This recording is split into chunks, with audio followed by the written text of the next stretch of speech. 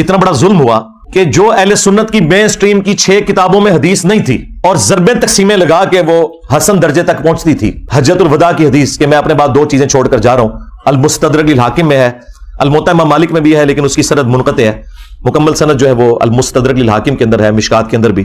2 چیزیں چھوڑ کے جا رہا ہوں کہ جنہیں مضبوطی سے پکڑ لوگے کبھی گمراہ نہیں ہوگے. ایک اللہ کی کتاب اور دوسرے اس کے نبی کی سنت صلی اللہ علیہ وآلہ وسلم. اب یہ حدیث ہماری یہ 6 مین کتابیں جو ایگریڈ اپان ہے, کتب 6 بخاری اور مسلم صحیحین اور 4 کتابیں سنن 4 کی, ترمذی, ابو داؤد, نسائی, ابن ماجہ, ان میں یہ روایت ہی نہیں تھی. وہ تو بچے کو رٹا دی گئی. اور جو روایت صحیح مسلم کے اندر تھی اوپر تلے 4 احادیث غدیر خم کی, وہ ہمارے علماء کو بھی نہیں پتا تھی. میرے دنیا میں چھوڑے جانے سے پہلے کتنے علماء ہیں جنہوں نے کبھی یہ روایت اہل سنت کے پلیٹ فارم سے بیان کی؟ اکا دکا لوگوں نے. ڈاکٹر طیب القادری صاحب یا ہمارے استاد مولانا اسحاق صاحب رحمہ اللہ تعالی. باقی تو سارے کے سارے لوگ جو ہیں وہ قرآن و سنت لے کے چلے, اور وہ بھی وہ روایت جو ان 6 کتابوں میں بھی نہیں تھی, جو 6 کتابوں میں مسلم شریف کے اندر تھی, صحیحین ٹاپ کی 2 کتابوں میں, اوپر تلے 4 احادیث غدیر خم کی 6225 سے لے کر 6228 تک. یہ جو 4 احادیث جو مشکات کے اندر بھی موجود ہیں, مسند احمد میں بھی, جامعہ ترمذی میں بھی, وہ چھپا کے رکھی گئی. اور یہ جو خطبہ غدیر کا ہے یہ نبی صلی اللہ علیہ وآلہ وسلم کے حجۃ الوداع کے بعد کا خطبہ ہے. یہ اسے بھی سپرسیڈ کرنے والا ہے.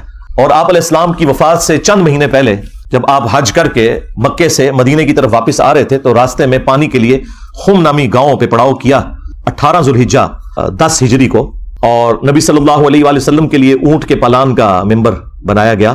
اور زید ابن ارقم روایت کرتے ہیں جب چند تابعین ان کو ملنے آئے کہ بھئی آپ نے تو نبی اسلام کے ساتھ اتنا وقت گزارا ہے, اتنی نمازیں پڑھی ہیں, تو کوئی بات جو خاص بات رسول اللہ کی نصیحت آپ کو یاد ہو. تو انہوں نے کہا پھر سنو. چونکہ بنو امیہ کا دور تھا اور سیدنا علی کے اوپر ممبروں سے سب و شتم کا سلسلہ جاری تھا, تو انہوں نے ڈھونڈ کے غدیر خم کی حدیث سنائی. انہوں نے کہا کہ اگر میں کوئی چیزیں سکپ کر دوں تو یہ سمجھ لینا میرا بڑھاپا ہے.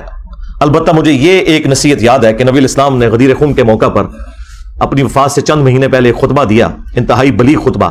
اس کے الفاظ ہی کنکلوڈنگ ہے, اے لوگوں آگاہ ہو جاؤ, میں بھی ایک انسان ہوں, قریب ہے کہ اللہ کا قاصد یعنی موت کا فرشتہ میرے پاس آئے اور میں اس کی دعوت قبول کر لوں. میں اپنے بعد تم میں 2 بھاری چیزیں چھوڑ کر جا رہا ہوں. ان میں سے پہلی چیز اللہ کی کتاب ہے, اس میں ہدایت ہے, اس میں نور ہے.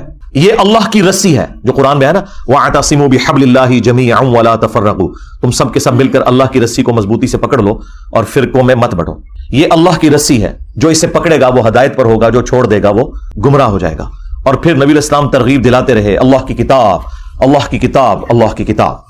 اور پھر فرمایا دوسری بھاری چیز میرے اہل البیت ہیں, میں اپنے اہل البیت کے معاملے میں تمہیں اللہ کا خوف دلاتا ہوں, میں اپنے اہل البیت کے معاملے میں تمہیں اللہ کا خوف دلاتا ہوں, میں اپنے اہل البیت کے معاملے میں تمہیں اللہ کا خوف دلاتا ہوں.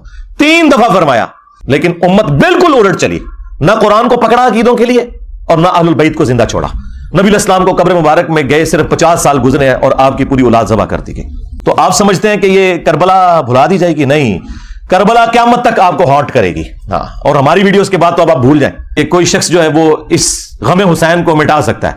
یہ سوگ حسین نہیں ہے, سوگ 3 دن ہوتا ہے, یہ غم حسین ہے. یہ اسی طریقے سے جاری رہنا ہے. غم حمزہ نہیں ختم ہوا. صحیح بخاری میں حدیث ہے, فتح مکہ کے موقع پر حضرت بلال حبشی نے لا کر پیش کر دیا واشی کو حضور کے سامنے کہ چلیں جہاں باقیوں کی معافی ہو رہی ہے اس کی بھی ہو جائے. آپ علیہ السلام نے نگاہ اٹھا کے دیکھا, واشی, جی یا رسول اللہ. قاتل حمزہ, جی یا رسول اللہ. واشی تیرا اسلام قبول ہے, لیکن کیا تو ایسا کر سکتا ہے کہ تو مجھے اپنی شکل نہ دکھانا؟ پوری زندگی پھر واشی نے نبی الاسلام کا سامنا نہیں کیا. مسلمان صحابی اور شخصیت کون ہے؟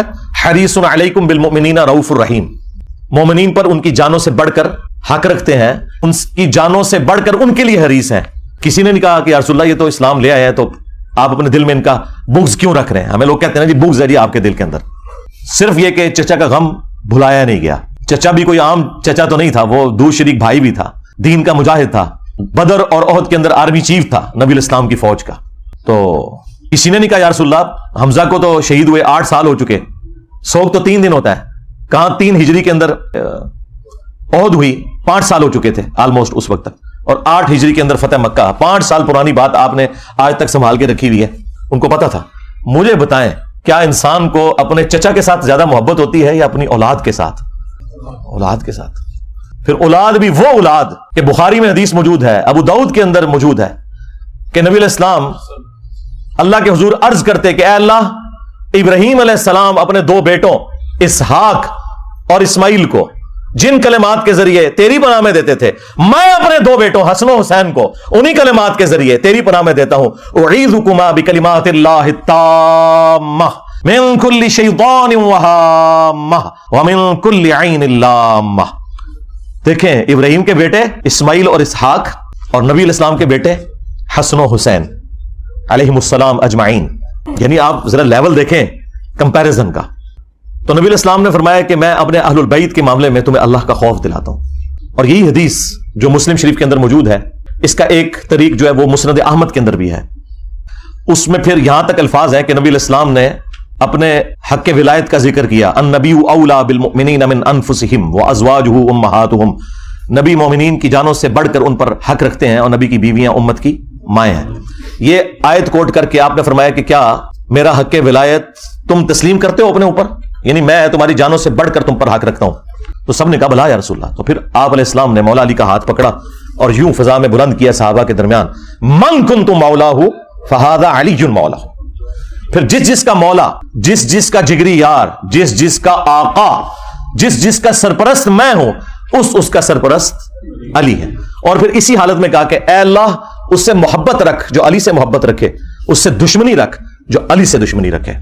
اور اس کی اصل تو اس حدیث میں بھی موجود ہے جو مسلم شریف میں ہے کہ علی سے محبت نہیں رکھے گا مگر مومن، علی سے بغض نہیں رکھے گا مگر منافق۔ اور بڑے رکت انگیز الفاظ ہیں، مولا علی نے خود روایت کی حدیث، وہ کہتے ہیں کہ اس ذات کی قسم کہ جس نے دانے کو پھاڑ کر کھیتیوں کو اگایا اور مخلوقات کو پیدا کیا، نبی امی نے مجھ سے یہ عہد لیا تھا کہ اے علی صرف مومن ہی تجھ سے محبت رکھے گا اور صرف منافق ہی تجھ سے بغض رکھے گا، وَلِعَوْذُ بِاللَّهِ تعالی۔ تو اب یہ آپ دیکھ لیں، یہ وہ چیزیں تھیں جو پھر بھلا دی گئیں، اور اس کا رزلٹ آج سنی شیعہ کنفلکٹ، قتل و غارت کی شکل میں، دشمنی کی شکل میں، ایک دوسرے کو کافر کہنے اور گمراہ کہنے اور جہنمی کہنے کی شکل میں ہمارے سامنے آ چکا ہے۔